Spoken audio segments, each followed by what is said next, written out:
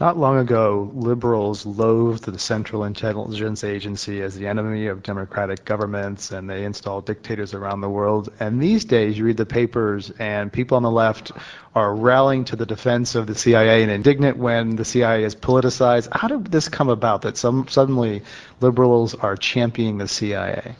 I think a lot of the people that did have problems with the CIA, I mean, it was a very vocal minority. I think most people didn't really think about it that much, right? It wasn't really on their radar screens. Here's a little secret I don't think I've ever written about, but in 2001, I was unemployed, so I applied to the CIA, and I went all the way to the end. I mean, it was to the point where I was going to sign papers to become clandestine services. And it was at that point that the Howard Dean campaign took off, and I had to make a decision whether I was going to kind of join the Dean campaign, that whole process, or was I was going to become a a spy. And it was going to be a tough decision at first, but then the CIA insisted that if I joined that, they'd want me to do the first duty assignment in Washington, D.C., and I hate Washington, D.C., and it was 6 years in Washington, D.C. before they'd post me overseas, and I was like, yeah, that made the decision a lot easier.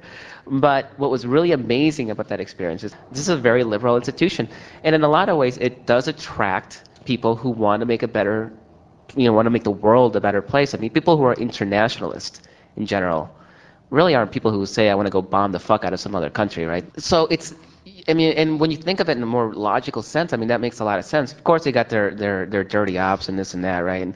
But as an institution itself, the CIA is actually really interested in a stable world. That's what they're interested in. And stable worlds aren't created by destabilizing regimes and by starting wars. They're done so by other methods. Assassinating labor leaders, and that can get ugly at times. But generally speaking, I think as an organization, our heart's in the right place. I've never had a problem with the CIA, and which is why I'd have no problem working for them.